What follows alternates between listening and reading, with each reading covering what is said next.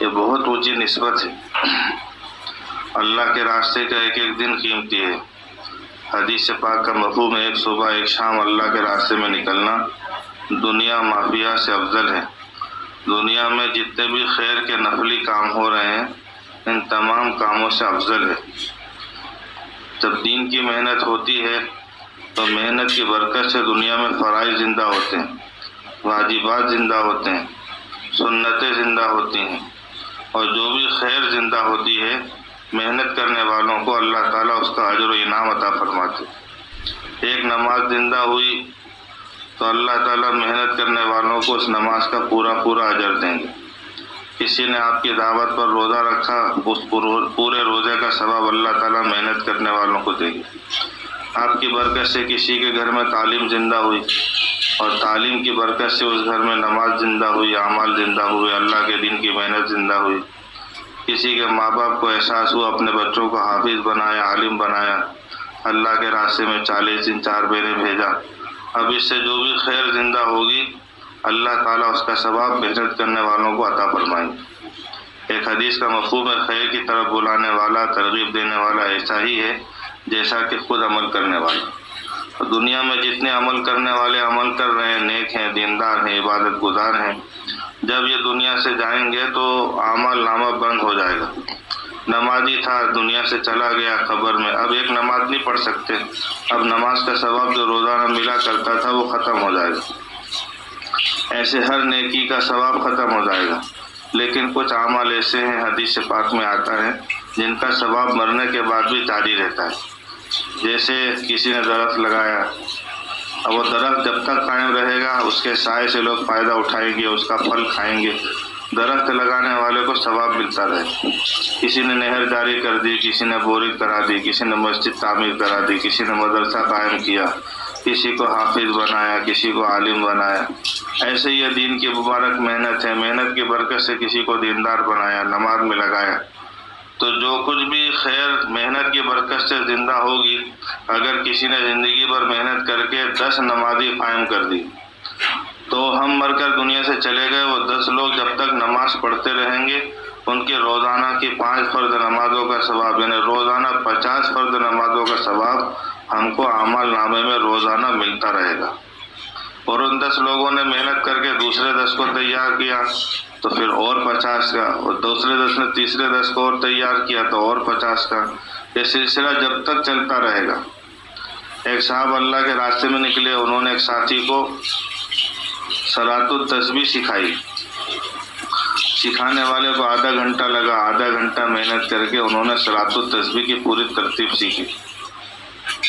اور کئی سال کے بعد ان صاحب کی سکھانے والوں سے ملاقات ہوئی، ان سے معانقہ کیا، ان کو مبارکباد دی، ان کو کہا دیکھو امیر صاحب آپ نے مجھے صلاۃ التسبیح سکھائی تھی، میں ہر جمعہ کو اہتمام کے ساتھ پڑھتا ہوں، اور پھر مجھے اتنا شوق اور غلبہ ہوا اس کا کہ ایک مرتبہ جمعہ کی رات میں اور ایک مرتبہ جمعہ کے دن کے اندر میں نے پڑھنا شروع کیا، اور پھر اور شوق بڑھا مجھ کو تو روزانہ پڑھنے لگا، اور آج میری حالت یہ ہے کہ ایک مرتبہ دن میں اور ایک مرتبہ رات میں روزانہ میں صلاۃ التسبیح پڑھتا ہوں۔ اب سکھانے والے نے سکھائی، اس کو آدھا گھنٹہ کی محنت لگی، اور روزانہ صلاۃ التسبیح سکھانے والا نہیں پڑھ رہا روز، سیکھنے والا روز پڑھ رہا ہے۔ اب 6-7 سال کے بعد کی وہ کارگزاری ہے، یعنی 6-7 سال تک روزانہ ایک مرتبہ دن میں اور ایک مرتبہ رات میں صلاۃ التسبیح پڑھنے کا ثواب کس کو مل رہا ہے؟ وہ سکھانے والے۔ ایک ساتھی میرے کچھ دنوں پہلے 12-15 سال پہلے، دیکھیں 10 سال پہلے 15 سال پہلے چلا لگا تھا ساتھ میں، آیت الکرسی سیکھی، پیدل جماعت پہ تھے ساتھ میں۔ کہنے لگے امیر صاحب جب سے میں نے وہ آیت الکرسی سیکھی ہے تب سے لے کر آج تک وہ چلے کے بعد میری نماز نہیں گئی، اور ہر نماز کے بعد میں ایک مرتبہ آیت الکرسی پڑھتا ہوں۔ اب ایک سال میں 360 دن ہوتے ہیں، روزانہ کی 5 نماز ہوتی ہے، اب آپ اندازہ لگاؤ کتنے ہزار مرتبہ آیت الکرسی پڑھنے کا ثواب وہ سکھانے والے کو ملے گا۔ ہمیں اندازہ نہیں اس مبارک محنت میں اللہ تعالیٰ نے کتنی بڑی خیر چھپا کر رکھی۔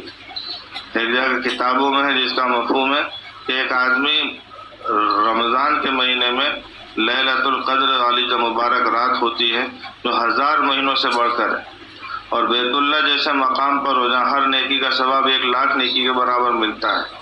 تہجد کا وقت ہو، حجر اسود کے سامنے کھڑے ہو کر اللہ کی عبادت میں مشغول ہو، اور ایک آدمی اللہ کے راستے میں نکلا ہوا ہے کہ اللہ کا کلمہ دنیا میں زندہ ہو، نمازیں دنیا میں زندہ ہو، سنت اور شریعت دنیا میں زندہ ہو، اس کی محنت کرنے کے لیے نکلا ہوا ہے، تو یہ نکلنے والا، محنت کرنے والا تھوڑی دیر کے لیے اس رات بھر کی عبادت کرنے والے سے زیادہ افضل ہے۔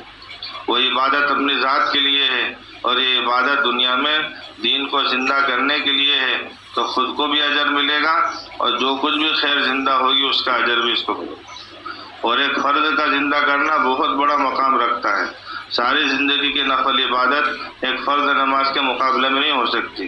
کسی کا ایک فرض روزہ چھوٹ جائے، اس کے بدلے میں ساری زندگی نفل روزہ رکھے، تو اس کو وہ اجر تو نہیں ملے گا جو رمضان کے مہینے میں روزہ رکھنے کا ہوتا ہے۔ تو فرائض کا یہ مقام ہے، تو فرائض زندہ ہوتے ہیں، واجبات زندہ ہوتے ہیں، سنتیں زندہ ہوتی ہیں، دین کی طلب پیدا ہوتی ہے، جی دین کی فکر آتی ہے، اور آدمی دنیا میں ڈر ڈر کر زندگی گزارتا ہے کہ مجھ سے کوئی گناہ نہ ہو جائے، سنت کے خلاف کوئی کام نہ ہو جائے۔ تو باقاعدہ اہتمام کے ساتھ ایک ایک سنت کو لوگ معلوم کرتے ہیں، اس کو سنت پر عمل کرنے کی کوشش کرتے ہیں۔ تو اللہ تعالیٰ کا فضل ہے، محنت کی برکت سے دنیا میں فرائض زندہ ہوئے ہیں۔ نماز پڑھنے والے نہیں تھے، اتنی مساجد نہیں تھی، اتنے مدارس نہیں تھے، اتنے حافظ اور عالم نہیں تھے۔ ہماری ایک جماعت پہنچی ساؤتھ افریقہ، مولانا عمر صاحب جب پہلی مرتبہ گئے، پورے ملک میں ایک حافظ تھا، اور رمضان میں تراویح سنانے کے لیے ہندوستان سے اور کہاں کہاں سے لوگ بلائے جاتے تھے تراویح پڑھانے کے، اور وہاں سے بچے مدرسہ پڑھنے کے لیے محنت ہوئی تو یہاں آنے لگے ہندوستان میں، محنت ہوتی رہی۔ اللہ تعالیٰ کا فضل ہے کہ اب حالت یہ ہے کہ بعض مسجدوں میں ایک ایک صف، دو دو صف حفاظ کی، عالم کی، ایک گاؤں میں پہنچے تو 30 حافظ ہیں، دوسرے گاؤں میں پہنچے تو 70 حافظ ہیں، یعنی ایسا ماحول بنا، چھوٹے چھوٹے گاؤں ہیں، چھوٹی چھوٹی بستیاں ہیں، لیکن ہر گھر میں حافظ اور عالم بن رہے ہیں۔ تو اللہ تعالیٰ کا فضل ہے کہ یہ کیسے ہوتا ہے، محنت کی برکت سے ہوتا ہے۔ فرانس میں پہلی مرتبہ جماعت پہنچی، ایک مسجد ہے، اس میں بھی جمعہ کی نماز نہیں ہوتی ہے، سنڈے کو لوگ آتے ہیں، جیسے تفریح کرنے کرسچن لوگ جایا کرتے ہیں، ایسے وہ لوگ سنڈے کو مسجدوں میں آیا کرتے تھے فیملی کے ساتھ۔ محنت ہوئی، اللہ تعالیٰ کا فضل ہے، آج 4,500 مسجد ہیں۔ ابھی ہماری ایک جماعت USA نیو یارک میں تھی، رمضان کے مہینے میں ہمارے ڈاکٹر امین تھرادی صاحب جماعت لے کر گئے ہوئے تھے، تو وہ رمضان کے مہینے میں جلدی سے عشاء کی نماز سے پہلے فارغ ہو کر جو ہے وہ پہلی صف کے اندر جا کر بیٹھ گئے، تو ان کو ایک ساتھی نے کہا حضرت آپ یہ پہلی صف چھوڑ دیجئے، ساری پہلی صف علماء کی اور حفاظ کی۔ تو یہ ماحول امریکہ جیسی جگہوں پر، فرانس جیسی جگہوں پر، افریقہ جیسی جگہوں پر جی اللہ تعالیٰ نے قائم کر دیا۔ کیسے ہو گیا؟ یہ دین کی مبارک محنت کی برکت سے ہو گیا۔ آکسفورڈ یونیورسٹی جو دنیا کی سب سے بڑی یونیورسٹی کہلاتی ہے، وہاں پڑھنے والے نوجوان چہرے پہ داڑھی ہے، سنت لباس ہے، سر پہ عمامہ باندھے ہوئے ہیں، نمازوں کی پابندی کر رہے ہیں، اس قسم کی، یعنی لڑکیاں ہیں وہ بھی اس انداز میں ہیں، یعنی انگلش ملک ہے لیکن ان کی بستیوں میں داخل ہو جائیں گے تو ایسا لگے گا ہم کسی مسلم ممالک میں ہیں۔ اور محنت نہیں ہوئی ہے تو عرب ممالک ہیں، باپ دادا عربی ہیں، خاندانی مسلمان ہیں، لیکن ایسا لگتا ہے جیسے ہم کسی انگریز ملک میں آ گئے، ایسی بے دینی کا ماحول ہے۔ تو یہ محنت ہوتی ہے تو زمین آباد ہوتی ہے، اس میں فصل آتے ہیں، پھل پھول آتے ہیں، اور اگر زمین پر محنت نہیں ہوتی ہے تو پھر وہ زمین بنجر ہو جاتی ہے۔ یہی حال انسانوں کا ہے، بستیوں کا ہے، خاندانوں کا ہے، گھرانوں کا ہے، محلوں کا ہے۔ اگر محنت زندہ ہوگی اپنی ذات میں تو ہماری زندگی میں دین آئے گا، ہمارے گھروں میں محنت زندہ ہوگی تو ہمارے گھروں میں دین آئے گا، ہمارے محلے پڑوس میں، خاندانوں میں، جہاں جہاں دین کی محنت ہوگی، جہاں جہاں پانی برسے گا وہاں بہار آئے گی۔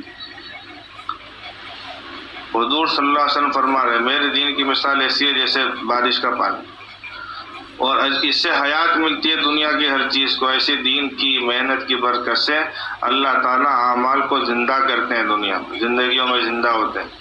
تو ہمارے ذمہ محنت ہے، اور محنت پر بہت بڑا اجر ہے، اور دنیا میں جب لوگ محنت کرتے ہیں دنیا کی لائن سے تو ان کو نفع اس وقت ملتا ہے جب وہ اپنی محنت پر کامیاب ہو جائیں۔ کوئی کپڑا بیچ رہا ہے، تو کپڑا خریدنے والا خرید لے گا تب بیچنے والے کو فائدہ ہوگا، ورنہ کپڑے کی دکان والے کو فائدہ نہیں ہوگا۔ سبزی بیچنے والا بیچ رہا ہے، جب خرید لے گا سامنے والا تو اس کو فائدہ ہوگا، نہیں خریدے گا تو فائدہ نہیں ہوگا۔ لیکن دین کی محنت کرنے کے لیے آپ گئے، آپ نے کسی کو بات سمجھائی، کلمے کی فضیلت سنائی، نماز کی فضیلت سنائی، دین کی بات سنائی، اللہ کے راستے میں نکلنے کی فضیلت سنائی۔ اب سامنے والا ہماری بات کو قبول کرے یا نہ کرے، محنت کرنے والوں کو اللہ تعالیٰ اجر پورا دے۔ ایک جگہ کتاب میں لکھا ہے، ایک بول پر اللہ تعالیٰ 1 سال کی عبادت کا ثواب دیں گے۔ اتنا بڑا اجر ہے، ایک بول پر 1 سال کی نفل عبادت کا ثواب ملے گا۔ ایک قدم پر اللہ تعالیٰ 700 نیکی عطا فرماتے ہیں۔ دھول مٹی گرد و غبار لگ گئی، اللہ اس کے جسم پر جہنم کے آگ تو کیا اس کا دھواں بھی حرام فرما دیں گے۔ اتنا بڑا مقام اللہ تعالیٰ اپنے راستے میں نکلنے والوں کو عطا فرماتے ہیں۔ اس کام کو، اس محنت کو اپنی زندگی کا مقصد بنانا ہے۔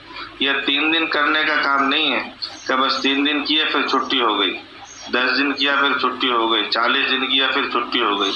3 دن، 10 دن، 40 دن سیکھنے کے لیے، سمجھنے کے لیے، عملی مشق کرنے کے لیے ہے۔ 24 گھنٹے کی عملی زندگی 3 دن کے ماحول میں ہمارے سامنے آتی ہے۔ صبح سے لے کر شام تک ہم کو زندگی کیسے گزارنی ہے۔ اب اللہ کے راستے میں ماشاءاللہ محنت ہوتی ہے، تہجد کی نماز ہو رہی ہے، اس کے بعد میں فجر کی نماز ہو رہی ہے، تسبیحات بھی ہو رہی ہے، قرآن کی تلاوت بھی ہو رہی ہے، وقت پر کھانا سونا بھی ہو رہا ہے، دوسرے گھر کے کام بھی ہو رہے ہیں۔ تو 24 گھنٹے کے عمل میں 4 گھنٹے کی، 3 گھنٹے کی، 4 گھنٹے کی تعلیمیں ہو رہی ہیں، سیکھنا سکھانا ہو رہا ہے۔ یہ 24 گھنٹے کا عملی زندگی ہمارے سامنے آ رہی ہے۔ کھانے کے آداب ہوئے، سنت کے مطابق کیسے کھانا، سنت کے مطابق پانی کیسے پینا، سنت کے مطابق لباس کیسے پہننا، سنت کے مطابق کیسے سونا، 24 گھنٹے کے اعمال سنت کے مطابق کیسے کرنا۔ یہ اعمال جیسے 24 گھنٹے ہمارے اللہ کے راستے میں ہم عملی طور پر کرتے ہیں، اس کو گھر پر جا کر بھی باقی رکھنا ہے۔ جیسے یہاں نمازوں کا اہتمام کیا ہے، ایسے گھروں پر نمازوں کا اہتمام کرنا ہے، اور کوشش کریں اول وقت نمازوں کا اہتمام کرنا ہے۔ مستورات کو اذان کا انتظار کرنے کی ضرورت نہیں ہے۔ نماز کا اول وقت ہو جائے تو آپ کی نماز کی نیت بن سکتی ہے۔ نماز کا اول وقت کیا ہے؟ ہر گھر میں نماز کی جنتری ہونی چاہیے، ہر گھر میں نماز کی جنتری ہونی چاہیے۔ اور اب تو موبائل میں ایسے ایپ ہیں کہ جس میں نماز کا ٹائم ٹیبل آتا ہے، صبح شادی کتنے بجے ہے۔ ہر مسلمان بالغ مرد عورت کو یہ معلوم ہونا چاہیے کہ فجر کی نماز کا وقت کیا ہے۔ علماء نے لکھا ہے کہ جو عمل فرض ہے اس کا علم سیکھنا بھی فرض ہے، اور جو عمل واجب ہے اس کا علم سیکھنا واجب ہے، اور جو عمل سنت ہے اس کا علم کا بھی وہی مقام ہے جو عمل کا مقام ہے۔ اب نماز کے اوقات کا معلوم کرنا یہ ہر مسلمان پر فرض ہے کہ نماز کے اوقات ہم کو معلوم ہونے چاہیے کہ فجر کا وقت کب شروع ہوتا ہے، کب ختم ہوتا ہے، صبح صادق کیا ہے، طلوع آفتاب کیا ہے، زوال آفتاب کس کو کہتے ہیں، عصر کا وقت کب داخل ہوتا ہے، غروب آفتاب کسے کہتے ہیں، مغرب کب شروع ہوگی، عشاء کا وقت کب شروع ہوگا، عشاء کا وقت کب ختم ہوگا۔ یہ نمازوں کے اوقات معلوم کریں۔ ایک حدیث کا مفہوم ہے، جس گھر کے لوگ نمازوں کے اوقات معلوم کرنے کا اہتمام کرتے ہیں ان میں ایسی برکت ہوتی ہے جیسی برکت ابراہیم علیہ السلام اور ان کی اولاد میں ہوئی۔ کیا برکت ہوئی کہ ہم کو یہ ترغیب دی گئی کہ ہم برکت کی دعا حضور کے لیے کریں، ایسی برکت جیسی برکت ابراہیم علیہ السلام اور ان کی اولاد پر ہوئی۔ اللہم بارک علی محمد وعلی آل محمد کما بارکت علی ابراہیم وعلی آل ابراہیم انک حمید مجید۔ یعنی کتنی بڑی برکتیں اس گھرانے پر نازل ہوئی ہوں گی، ابراہیم علیہ السلام پر اور آپ کی جو گھرانے پر۔ وہ برکتیں اللہ تعالیٰ اس آدمی کو اور اس گھر والوں کو دیں گے جس گھر میں نمازوں کے اوقات معلوم کرنے کا اہتمام ہو۔ تو پوچھنا چاہیے یا پھر جنتری دیکھتے رہنا چاہیے، آج صبح شادی کتنے بجے ہے، آج طلوع آفتاب کتنے بجے ہے، آج زوال آفتاب کتنے بجے ہے، اور اندر سے نماز کی فکر ہو، اندر سے نماز کی فکر ہو۔ جیسے فکر ہوتی ہے کہ بچوں کو وقت پر اسکول بھیجنا ہے، جیسے فکر ہوتی ہے کہ بچوں کو وقت پر ٹیوشن بھیجنا ہے، جیسے اور دوسرے کاموں کی فکر ہوتی ہے، ایسے ان کاموں کی اندر سے فکر ہو کہ ہماری نماز اور کاموں کی ترتیب ایسی ہو کہ پہلے نماز ہو جائے پھر کام اس کے بعد ہو۔ ایک تو یہ ہے کہ کاموں کی وجہ سے نمازوں کو ٹال کر پڑھا جائے تو نماز تو پھر بھی فرض ادا ہو جائے گی، اور اللہ تعالیٰ نے نمازوں کے اوقات میں فلیکسیبلٹی رکھی اس لیے ہے، ایک فکس ٹائم نہیں رکھا بلکہ صبح صادق سے طلوع آفتاب تک کا رکھا ہے کہ اگر کسی عذر کی وجہ سے آگے پیش ہو جائے تو کم سے کم اس وقت کے درمیان میں آدمی پڑھ لے تو بھی نماز ہو جائے گی۔ لیکن اہمیت کی بات، عظمت کی بات، عظیمت کی بات کیا ہے کہ آدمی وقت پر اور اول وقت نمازوں کا اہتمام کرے، آخر درجے میں ایسا کریں کہ اذان کے ساتھ ہماری نماز کی نیت بن جائے۔ اذان کا بھی اہتمام کرنا چاہیے، ایسا نہیں کہ اذان صرف مردوں کے لیے ہو رہی ہے۔ اذان کے بارے میں آپ نے سنا ہوگا، بڑے فضائل ہیں اذان کا ادب کرنے کی وجہ سے۔ وہ ہارون رشید کی بیوی کو اللہ نے بڑا مقام دے دیا۔ ایک آدمی تھا عبداللہ ابن مبارک رحمۃ اللہ علیہ کے گھر کے سامنے رہتا تھا، لوہار آدمی تھا، لوہا پیٹنے والا، لوہے کو گرم کر کے پھر اس سے اوزار بنانے کا کام کرتے۔ اب جب انتقال ہوا تو کسی نے دیکھا کہ وہ عبداللہ ابن مبارک رحمۃ اللہ علیہ کا جو مقام اور مرتبہ تھا جنت میں آخرت میں، وہ مقام پر اللہ تعالیٰ نے اس لوہار کو بھی پہنچا دیا۔ تو لوگوں کو بڑا تعجب، جن بزرگوں خواب دیکھا، اس کے گھر گئے لوہار کے، پوچھا بھئی کیا بات ہے، اس کی گھر والی ایسا کون سا نیک کام کرتا تھا یہ آدمی؟ جب نیک کام تو کیا ہے، کچھ بھی نہیں، نماز پڑھتے ہیں جیسے لوگ پڑھتے ہیں، ایسے یہ کام بھی کرتا تھا۔ انہوں نے کچھ تو باتیں بتاؤ۔ اس کا ایک بات تو اس میں یہ تھی کہ یہ لوہا گرم کر کے اس کو پیٹتے تھے اور اس سے اوزار بناتے تھے۔ اب لوہا کو گرم کرنے میں ٹائم لگتا ہے، ٹھنڈا ہو جائے تو پھر سے واپس نئے سرے سے محنت کرو۔ لیکن جہاں اذان ہوتی تھی تو لوہا چاہے گرم ہو گیا ہو اور اس کو مارنے کے لیے ہتھوڑا ہاتھ میں اٹھا لیا ہو، لیکن اذان سنتی تھی تو ہتھوڑا وہیں رکھ دیتا تھا، وہ ہتھوڑا مارتا نہیں تھا۔ اذان ہو گئی، اب سارے کام ختم، چاہے مجھے دوبارہ گرم کرنے کی محنت کرنا پڑے گی وہ چلے گا، لیکن اذان ہو گئی، سارے کام ختم۔ اور دوسری بات یہ تھی کہ روزانہ یہ تھک کر سوتا تھا تو رات کو اللہ تعالیٰ سے دعا مانگتا تھا، اللہ میں تو دن بھر محنت مزدوری کرتا ہوں، لوہے پیٹنے کا کام کرتا ہوں، میں تھک جاتا ہوں، اگر میں بھی فارغ ہوتا تو میں بھی ایسی ہی عبادت کرتا جیسے حضرت عبداللہ بن مبارک کرتے ہیں۔ گھر کے سامنے رہتے تھے، وہ ان کی عبادت پر رشک کرتا تھا اور اندر یہ نیت کرتا تھا اگر میرے پاس بھی ایسی سہولت ہوتی تو میں بھی ایسی عبادت کرتا۔ اس کی اس نیت پر اور اس ادب پر اللہ تعالیٰ نے اس کو نواز دیا۔ تو ادب اور طلب بہت بڑی چیز ہے، جتنی اچھی نیت ہوگی اللہ تعالیٰ اس اعتبار سے آخرت میں نوازیں گے۔ تو اذان کا بھی اہتمام کرنا چاہیے، اذان کا جواب دینا چاہیے۔ اذان کے بعد کی دعائیں ہیں، اللہم رب ہذہ الدعوۃ التامہ، اس دعا کا اہتمام کرنا چاہیے۔ اذان کا جواب دیں گے تو اذان دینے والے کو جو اجر اللہ دے رہا ہے، اذان کا جواب دینے والوں کو بھی اللہ تعالیٰ وہ اجر دے گا۔ جہاں جہاں تک اذان کی آواز پہنچے گی وہاں تک کی چیزیں آخرت میں گواہی دیں گے مؤذن کے لیے۔ تو اس کا اہتمام کریں، نمازوں کو سیکھ کر پڑھنے کی کوشش کریں۔ ایک نماز وہ ہے جو ہم نے بچپن میں سیکھی تھی مکتب میں، مدرسے میں، اب ہو سکتا ہے اس میں کبھی کمی کوتاہی ہو جائے تو جاننے والوں سے پوچھنا چاہیے، قیام کیسا ہو، رکوع کیسا ہو، سجدہ کیسا ہو، ہمارا قاعدہ صحیح ہے کہ نہیں، ہماری سورہ فاتحہ سن لو، ہماری التحیات سن لو، ہماری دعائے قنوت سن لو، ہمارے رکوع سجدے کی تسبیح سن لو۔ کوشش کریں، نماز میں کچھ چیزیں فرض ہیں، کچھ چیزیں واجب ہیں، کچھ چیزیں سنت ہیں، نماز کی عملی مشق ہے۔ ابھی ایک دن اللہ کے راستے کا باقی ہے تو آج کے دن کے اندر کوئی وقت نکال کر اجتماعی تعلیم کے علاوہ سیکھنے سکھانے کا ایسا ماحول بنے کہ ہمارا وضو، غسل، ہماری نماز درست ہو جائے، صحیح ہو جائے، کوئی کمی بیشی رہ جائے گھر پر جا کر اس کا کوئی نظام بنائے، یا آئندہ کبھی 3 دن میں نکلنا ہو۔ ہمارے بڑے فرماتے ہیں ہماری ہر بہن کو کم سے کم 3 مہینے میں 1 مرتبہ اللہ کے راستے میں جانا چاہیے 3 دن کے لیے، اور سال میں کم سے کم 1 مرتبہ جانا چاہیے 10 دن کے لیے، یعنی جن کے 2-3 مرتبہ 3 دن لگ جائیں تو وہ سال میں 1 مرتبہ 10 دن کے لیے جائیں، اور جن کے 2-3 مرتبہ 10 دن لگ جائیں وہ 3 سال 4 سال میں 1 مرتبہ چلے کے لیے جائیں۔ یہ ترتیب ہے۔ اور مردوں کے لیے روزانہ کی محنت ہے مسجد میں، اور ہفتے کے گشت ہیں، ہر مہینے میں 3 دن ہیں، سال میں 40 دن ہیں، تو اس انداز کی محنت ہے، ایسے مستورات کی بھی محنت ہے۔ تو کوشش کریں، ایک تو یہ ہے کہ ہم اپنی ذات سے نمازوں کو سیکھ کر پڑھیں گے، پابندی کے ساتھ پڑھیں گے، اور نمازیں جب صحیح ہو جائیں گی تو نمازوں سے وہ کام بنیں گے جو کام ساری دنیا کی مخلوق مل کر نہیں بنا سکتی، وہ کام 2 رکعت نماز پر بن جائے۔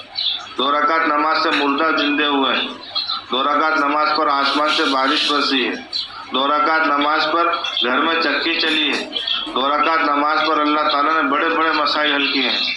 نماز ہے ہی اللہ تعالیٰ کے خزانوں سے براہ راست نفع اٹھانے کے لیے۔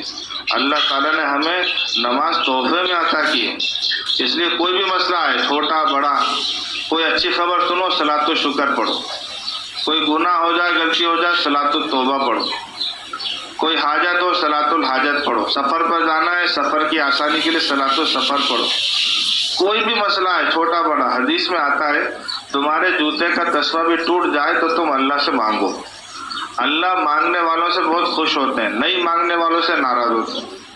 اچھا، فرض نمازوں کے علاوہ نفل نماز اشراق ہے، بڑی فضیلت ہے۔ حج اور عمرے کا ثواب، وہ بھی حج عمرہ بھی وہ جو کامل ہو، اور اس جملے کو حضور صلی اللہ علیہ وسلم نے 3 مرتبہ دہرایا، حج عمرہ بھی وہ جو کامل ہو۔ لاکھوں خرچ کرنے کے بعد بھی کسی کو کامل حج عمرہ نصیب ہوگا نہیں ہوگا گارنٹی نہیں۔ ثواب اللہ تعالیٰ گھر بیٹھے عطا فرمائیں گے اگر اشراق کی پابندی ہوگی۔ اور دوسرا فائدہ کیا ہے کہ اللہ تعالیٰ دن بھر کے کاموں کے کفیل ہو جائیں گے۔ اب دن بھر میں ہمارے کتنے کام ہوتے ہیں، بہت سارے کام صبح سے لے کے شام تک ہوتے ہیں، ان کاموں میں اللہ تعالیٰ ہمارے معین ہوں گے، مددگار ہوں گے، ہماری کفالت اللہ تعالیٰ کریں گے۔ تو اشراق کی نماز ہے، چاشتے کی نماز ہے، روزی کی برکت اللہ نے رکھی ہے، بدن کی صحت اللہ نے رکھی ہے۔ اوابین کی نماز ہے، 12 سال کی عبادت کا ثواب ہے۔ مغرب کی نماز کے بعد 6 رکعت سے لے کر 20 رکعت تک پڑھی جا سکتی، جتنی اللہ تعالیٰ توفیق عطا فرمائے جی۔ اور تہجد کی نماز ہے جو افضل ترین نماز ہے، حدیث پاک کا مفہوم ہے اگر امت پر مشقت کا اندیشہ نہ ہوتا تو میں فرض کر دیتا تہجد۔ دن بھر بندے اللہ سے مانگتے ہیں ہمیں یہ چاہیے وہ چاہیے، اور اللہ تعالیٰ تہجد کے وقت میں آسمان دنیا پر آ کر اعلان کرواتے ہیں میرے بندوں جو چاہیے وہ لے لو۔ ہے کوئی مانگنے والا، ہے کوئی مغفرت کا چاہنے والا، ہے کوئی سوال کرنے والا، تو اللہ تعالیٰ خود اعلان کرواتے ہیں۔ تو اس موقع پر کم سے کم 2 4 رکعت 6 رکعت 8 رکعت جتنی اللہ تعالیٰ توفیق عطا فرمائے نماز کا اہتمام کریں اور دعائیں خوب مانگیں، اپنے حق میں، اپنے گھر والوں کے حق میں۔ بہت مقبولیت کا وقت ہے۔ ایسے دن میں بھی جب فرض نمازیں پڑھی جائیں، ہر فرض نماز کے بعد ایک دعا آدمی کی مقبول ہوتی ہے۔ ایسی اذان اور نماز کے بیچ کی جو دعا ہے، اور اذان اور نماز کے بیچ کی دعا قبول ہوتی ہے۔ حضور نے فضیلت سنا ہے، اذان نماز کے بیچ دعا قبول ہوتی ہے۔ صحابہ نے پوچھا یا رسول اللہ ہم کیا دعا مانگے؟ آپ صلی اللہ علیہ وسلم نے فرمایا اللہ تعالیٰ سے عافیت مانگو، اللہم انی اسألک العفو والعافیہ والمعافاۃ فی الدنیا والآخرہ۔ اللہ تعالیٰ سے خوب عافیت مانگنی چاہیے دنیا آخرت۔ ایک حدیث پاک کا مفہوم ہے ایمان کے بعد اگر کوئی نعمت اللہ نے کسی بندے کو دی ہے تو وہ عافیت ہے۔ یہ بہت بڑی چیز ہے۔ بہت ساری آفتوں سے، بلاؤں سے، مصیبتوں سے، قرضوں سے، پریشانیوں سے، جھگڑوں سے، نفرتوں سے اللہ تعالیٰ حفاظت فرما لیتے ہیں بندوں کی۔ چھوٹی چھوٹی دعائیں ہیں جی، اور بھی عجیب عجیب اعمال اللہ تعالیٰ نے ہم کو، پورا میڈیکل اسٹور ہمارے پاس ہے، ہر مرض کی دوا ہے، صلی علی محمد صلی اللہ علیہ وسلم۔ ہر مرض کی دوا رسول اللہ صلی اللہ علیہ وسلم امت کو بتلا کر گئے، بس ہم کو یہ پتہ نہیں ہے کہ کون سی دوا کہاں استعمال کریں۔ اللہم اجرنی من النار چھوٹی سی دعا ہے، فجر بعد مغرب بعد کوئی 7 مرتبہ پڑھ لے، فجر بعد پڑھ لی، رات ہونے سے پہلے انتقال ہو گیا تو سیدھا جنت میں، اور مغرب کی نماز کے بعد پڑھ لی، صبح ہونے سے پہلے انتقال ہو گیا تو سیدھا جنت۔ اتنا آسان ہے۔ سبحان اللہ العظیم وبحمدہ ولا حول ولا قوت الا باللہ 3 بار پڑھنے، چھوٹی سی دعا ہے، زیادہ یاد کرنے کی بھی ضرورت نہیں ہے۔ 4 بڑی بیماری موت تک نہیں ہوگی، کبھی اندھا پن نہیں آئے گا، کبھی کوڑ کا مرض نہیں ہوگا، اسکن ڈیزیز، اور کبھی اس کو پاگل پن کا مجنوں کا دورہ نہیں پڑے گا، اور 14 کبھی اس کو پیرالائز نہیں ہوگا۔ اتنے بڑے فضائل ہیں، چھوٹی چھوٹی دعائیں ہیں، اور اس کے عجیب عجیب فضائل حق تعالیٰ شانہ نے رکھے ہیں۔ اعوذ بکلمات اللہ التامات من شر ما خلق، صبح شام آدمی 3 مرتبہ پڑھ لے گا، ہر مخلوق کے شر سے اللہ تعالیٰ حفاظت کرے۔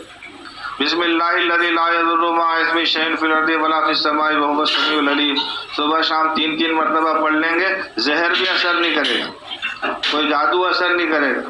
قل اعوذ برب الفلق، قل اعوذ برب الناس صبح شام 3 مرتبہ پڑھ کر دم کر لیں، نہ کسی کی نظر لگے گی، نہ حاسد کا حسد آپ کو اثر کرے گا. ایسے ایسے اعمال اللہ تعالیٰ نے ہم کو عطا فرمائے جی. اور تھوڑی سی توجہ کی ضرورت ہے. بہت اللہ تعالیٰ نے دین کو بہت آسان کر کے بنایا.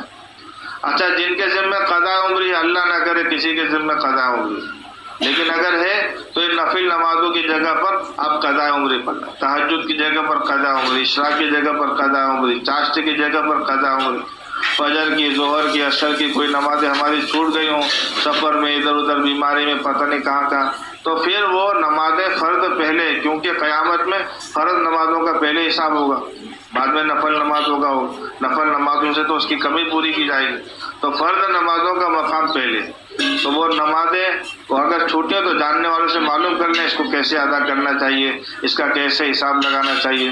روزانہ قرآن کی تلاوت کے لیے وقت متعین کر لیں. ہمارے وہاں ابراہیم صاحب فرماتے ہیں ہر عمل کو وقت کے ساتھ باندھ دو تو وہ عمل اس کے وقت پر ہو جائے گا اور آسانی کے ساتھ ہو جائے گا. بلکہ جب آدمی وقت کی پابندی کے ساتھ میں کسی عمل کو کرتا ہے تو اللہ تعالیٰ اس وقت پر اس کا انتظار کرتے ہیں کہ میرا بندہ اب تلاوت کرنے آئے گا، میرا بندہ اب ذکر کے لیے آئے گا، میرا بندہ اب دعا کے لیے آئے گا. تو اللہ تعالیٰ اس وقت پر اس کا انتظار کرتے ہیں. تو تلاوت کے لیے وقت متعین ہو جائے. اللہ توفیق دے، روزانہ 1 پارہ پڑھنے کا اہتمام کریں. اور قرآن پاک نہیں سیکھے ہیں تو سیکھنا شروع کر دیں. سیکھنے کی عمر کیا ہے؟ کہ موت تک سیکھنے کی عمر ہے. تجوید کے ساتھ قرآن پڑھنا. صرف جماعت میں نکلتے ہیں 3 دن میں احساس ہوتا ہے سورہ فاتحہ ایسی پڑھنی چاہیے تھی، اب اس میں تھوڑی بہت غلطی ہے، علم ترا میں تھوڑی بہت غلطی ہے. تب یہ احساس ہوا ہے، گھر پر بھی کوشش کریں کسی جاننے والی بہن کے ساتھ، یا اپنے بچے جو چھوٹے ہوتے ہیں مکتبوں میں جاتے ہیں، مدرسوں میں جاتے ہیں، وہ صحیح قرآن پڑھنا جانتے ہیں تو بغیر حیا، کتابوں میں لکھا ہے جو علم سیکھنے میں حیا کرے یا تکبر کرے وہ کبھی علم حاصل نہیں کر سکتا. تو نہ شرم کرے اور نہ گھمنڈ کرے کہ مجھے تو سب آتا ہے. تو طلب کے ساتھ میں انشاءاللہ سیکھیں گے. علم سیکھنے والے کے بڑے فضائل ہیں، علم سیکھنے والے کے بڑے فضائل ہیں. جو کلام مجید سیکھتا رہتا ہے اور غلط پڑھ رہا ہے لیکن سیکھ رہا ہے تو اللہ تعالیٰ ایک فرشتہ مقرر کر دیتے ہیں جو کلام پاک کو صحیح کر کے اللہ کے دربار میں لے جاتا ہے کہ میرے بندے نے صحیح پڑھا. اور کل قیامت میں اس کو سیکھا ہوا اٹھائیں گے. لیکن سیکھنے کی محنت نہیں کر رہا ہے، وہی جو غلط سلط پڑھا تھا بچپن میں وہی پڑھ رہا. کلام پاک ایسی چیز ہے، عربی میں ہے، کچھ بھولیں ایسی ہوتی ہیں جس کی وجہ سے نماز خراب ہو جاتی ہے، ہم کو پتہ بھی نہیں چلتا. اس لیے تجوید کے ساتھ، چاہے چھوٹی چھوٹی، حدیث میں یہاں تک آتا ہے، جس ایک صحابی کا قول ہے کہ میں اذا زلزلت الارض کی صورت پڑھوں تجوید کے ساتھ، ترتیل کے ساتھ، یہ اس سے بہتر ہے کہ سورہ بقرہ آل عمران پڑھوں بغیر تجوید کی. تو کوشش کریں ہم کہ تجوید کے ساتھ کلام پاک سیکھنے کی مشق ہو، اور روزانہ کچھ نہ کچھ کوئی دن ہمارا خالی نہ جائے. روزانہ تلاوت ہونی چاہیے. اپنے بچوں سے بھی ہم تلاوت کرواویں، ان کو بھی اس کا عادی بنائیں. اب اور تسبیحات، صبح شام کی جو تسبیحات بتائی جاتی ہیں، صبح شام کی تسبیحات کا گھر پر بھی اہتمام کریں. اور یہ گھر پر جو ہم نے یہاں نور حاصل کیا ہے دین کا، دین کی محنت کا، اور یہ عمل ہم چاہتے ہیں کہ ہمارے گھر کے ہر فرد میں زندہ ہو جائے، تو اس کے لیے آسان طریقہ ہم اپنے گھروں پر تعلیم قائم کریں اور پابندی کے ساتھ کریں. ایک تو یہ ہے کہ کبھی کیا کبھی نہیں کیا تو اس میں وہ بات پیدا نہیں ہوگی.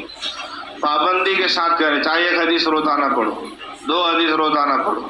ویسے تو روزانہ آدھا گھنٹہ تعلیم ہونی چاہیے ہمارے گھروں پر، لیکن اب کسی کے گھر میں ابھی تک شروع نہیں ہے، ماحول نہیں ہے، مزاج نہیں ہے، تو کم سے کم 1 حدیث 2 حدیث روزانہ 5 منٹ 10 منٹ اپنے گھر پر شروع کریں، اور اپنے گھر کے بچوں کو، بڑوں کو، سب کو جمع کر کے پیار محبت سے ترغیب دے کر اہتمام کے ساتھ میں چٹائی بچھاؤ، رحل لاؤ.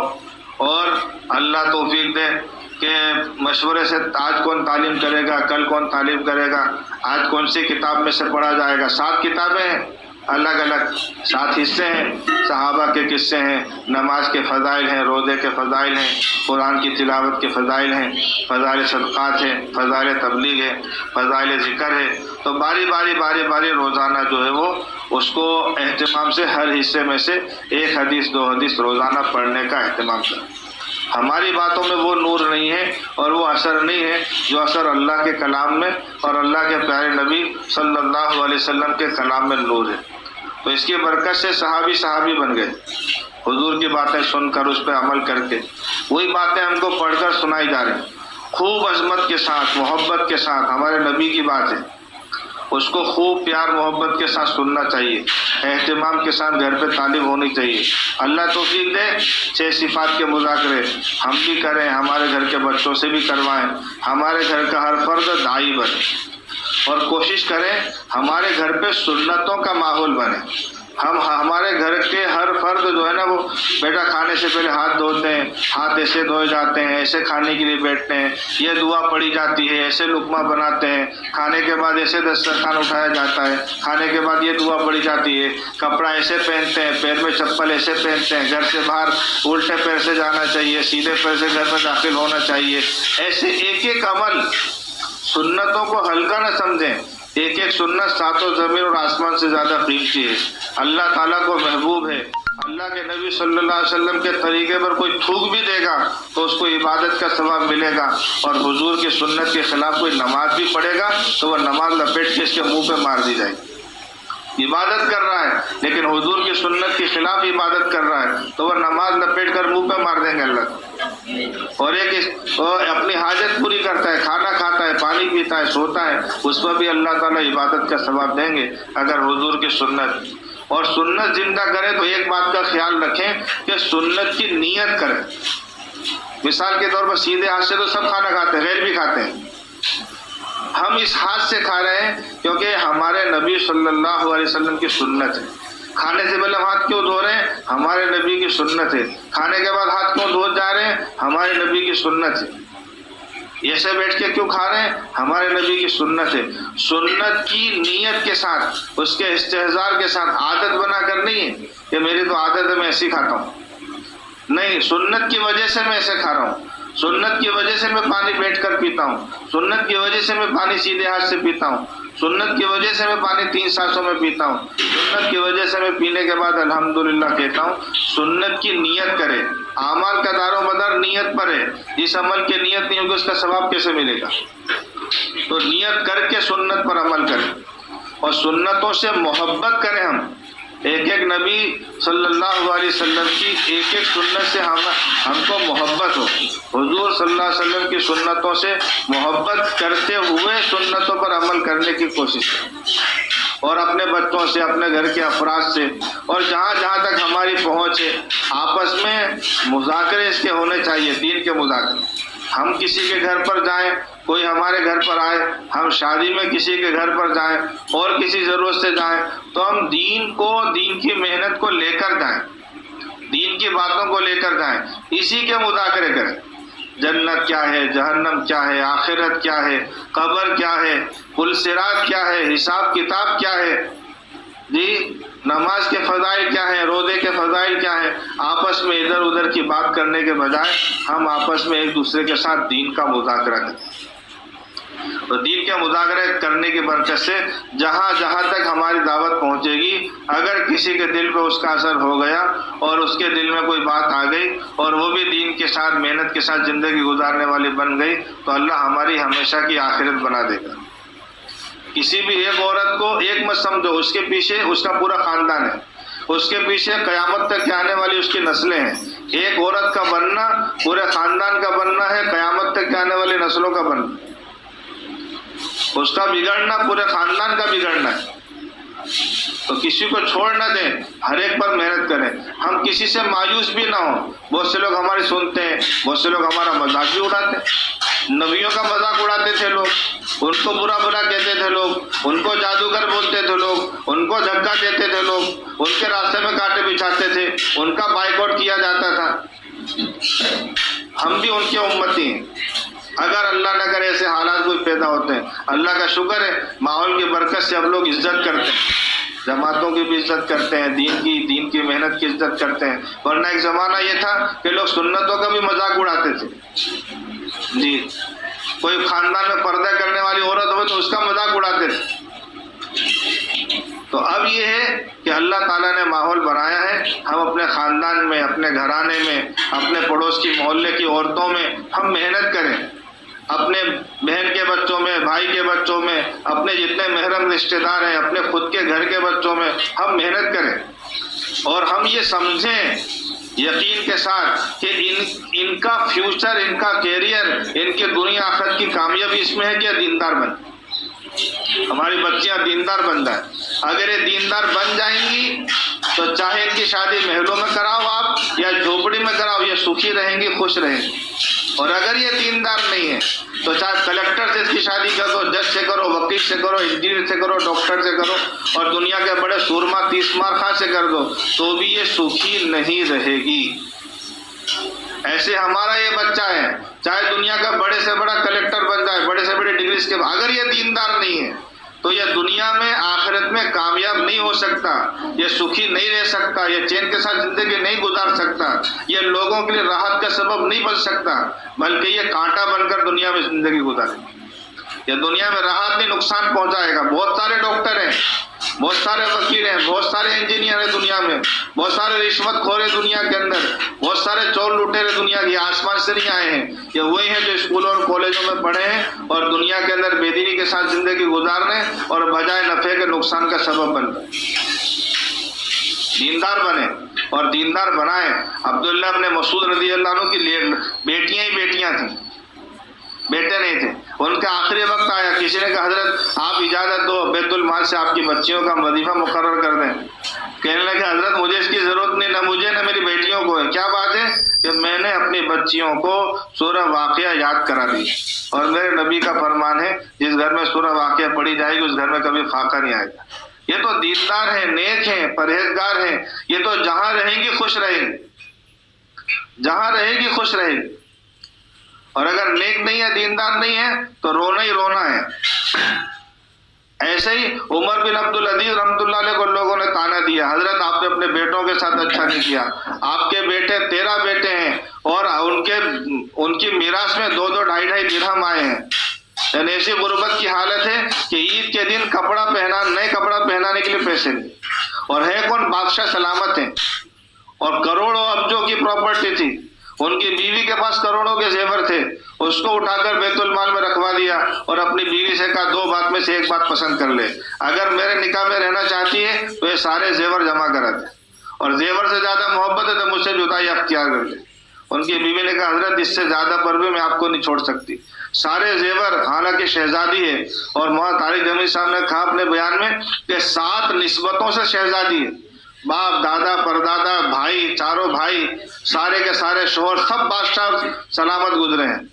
تو اتنی یعنی مقام کی اور اتنی نازک ترین زندگی گزارنے والی ہیں، لیکن جب دین کے ساتھ، محنت کے ساتھ زندگی گزاری ہے اور اپنے شوہر کا اس میں ساتھ دیا ہے تو سارے زیور جمع کرا دیے. عید کے دن بچوں کے پاس کپڑے پہننے کے لیے نہیں ہے، وہ پھٹے پرانے کپڑوں میں پھر رہے ہیں. انہوں نے کہا حضرت کہیں سے کچھ تو لا دو، ایڈوانس تنخواہ لے لو، ہم ان کے کپڑے بنا دیں، عید کے دن اچھے کپڑے پہن لیں. تو ایڈوانس تنخواہ لینے کے لیے خزانچی کو ایک چٹھی لکھی، میں ہم کو 1 مہینے کی تنخواہ ایڈوانس دے دو. خزانچی بھی دیندار تھا، اس نے کہا بادشاہ سلامت میں دے تو دوں گا آپ کو ایڈوانس تنخواہ، پہلے آپ مجھے گارنٹی دیجیے کہ آپ اگلے مہینے کی پگار ملنے تک زندہ رہیں گے. تو رونے لگے حضرت کہ میں تو اس کی گارنٹی نہیں دے سکتا، زندگی موت کا کیا بھروسہ ہے. کہ حضرت معاف کیجیے.